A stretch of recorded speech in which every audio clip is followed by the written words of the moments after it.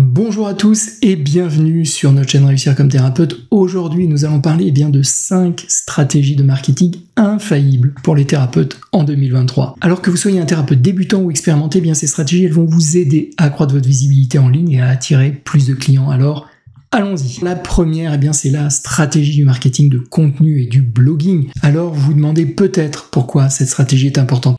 C'est simple, le contenu de qualité va attirer des visiteurs qui vont être qualifiés sur votre site web et va grandement vous aider à les transformer en clients potentiels. Alors, mon conseil pour cette stratégie, ça va être très simplement d'identifier les questions fréquemment posées par vos clients ou vos patients. Vous allez ensuite rédiger un article de blog détaillé pour répondre à chacune de ces questions en prenant bien soin de reprendre les mots-clés essentiels qu'ils utilisent dans leur recherche quand ils se posent cette question sur Google par exemple. Alors non seulement cela va vous permettre d'établir votre expertise, mais cela va aussi grandement améliorer votre référencement sur Google. Alors passons à la stratégie numéro 2, les médias sociaux comme Instagram, LinkedIn, Twitter, Facebook.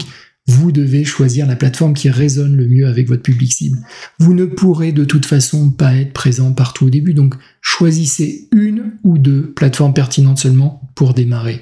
Pour faire votre choix, je vous invite à prendre en considération non seulement votre positionnement et la nature de la problématique que vous adressez, mais aussi la pyramide des âges des utilisateurs de ce réseau social, qui est un facteur très important. Mon conseil, ça va être de créer un calendrier de contenu et de planifier vos posts en avance, car si vous espérez improviser au jour le jour, il y a de fortes chances que vous ne parveniez pas à rester régulier. Utilisez également des vidéos courtes et des infographies pour rendre votre contenu plus engageant. N'oubliez pas d'inviter vos followers à interagir à vos publications. Et n'oubliez pas de répondre à leurs commentaires et questions, car le contenu que vous partagez, ce n'est que le prétexte d'une conversation que vous avez envie d'ouvrir avec votre audience et que vous allez ensuite pouvoir approfondir jusqu'à ce qu'ils deviennent des clients. Attention cependant, ça ne sert strictement à rien de partager un contenu trop banal, car votre audience doit avoir une vraie raison de vous suivre. Cela peut être lié à votre humour, votre énergie, la précision de votre expertise, votre manière d'aborder les sujets, mais vous devez trouver un angle spécifique pour aborder votre thématique sur les réseaux. La troisième stratégie, c'est le SEO local ou le référencement local. Il est absolument incontournable pour apparaître dans les recherches locales sur Google lorsque quelqu'un va rechercher des services de thérapie ou de coaching dans votre région. Et sachez que les moteurs de recherche, ils accordent un poids très important aux informations locales dans les résultats de recherche. Et c'est pour cela que les fiches établissements Google, anciennement Google My Business, comme vous le savez, sont souvent ce qui apparaît en tête dans les résultats de recherche. Donc, complétez avec attention votre fiche établissement avec des photos de qualité professionnelle. Vous devez absolument avoir une photo de portrait qui soit prise de face avec un regard et un sourire naturel. Ce sont ces photos qui vont permettre à vos prospects de se projeter dans vos soins. Donnez aussi un maximum d'informations, comme par exemple les horaires d'ouverture, et récoltez, extrêmement important, un maximum d'avis clients. Je vous invite également à utiliser des mots-clés locaux dans le titre et dans la description de votre fiche établissement. Cela peut être par exemple le numéro d'arrondissement des services si vous êtes à Paris, mais ça peut être aussi une problématique spécifique sur laquelle vous êtes positionné. Soyez aussi particulièrement attentif à la qualité de la description de votre activité, car c'est ce qui va permettre à votre audience de savoir si elle est au bon endroit et si vous pouvez l'aider. Donc soyez attentif à rester centré sur la problématique de vos clients et à confirmer explicitement que vous pouvez les aider, même sans rentrer dans le détail. Je vous invite aussi à mentionner vos éventuelles spécificités, car c'est ce qui peut faire la différence et les motiver à vous consulter vous plutôt qu'un autre. Par exemple, vous pouvez avoir de très nombreuses années d'expérience que vous allez pouvoir valoriser. Vous utilisez peut-être un outil réputé, mais relativement rare, ou bien encore vous acceptez les rendez-vous en urgence. La quatrième stratégie, c'est l'email marketing. Une communication régulière avec votre audience via l'email va vraiment venir renforcer la fidélité de vos clients. Mon conseil pour cette stratégie, ça va être de commencer par leur proposer un cadeau en échange de leur email, par exemple sur la page d'accueil de votre site internet. Soyez vraiment attentif à ce que ce cadeau soit pertinent, car c'est ce qui va donner une idée de la qualité de votre expertise à vos futurs clients.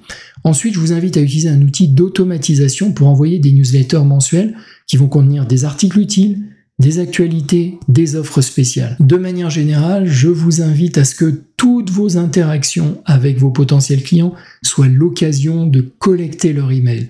Ça peut être un salon, ça peut être une journée porte ouverte, un atelier. Certains marketeurs estiment même, en particulier pour les activités en ligne, que votre revenu va être directement proportionnel à la taille de votre mailing list.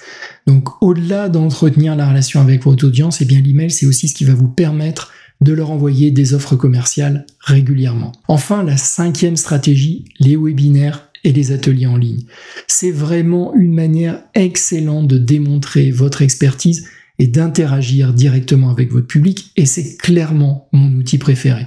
Car rien n'est plus efficace pour créer une relation de qualité en ligne que d'échanger en direct pendant 1 heure à 2 heures avec votre audience.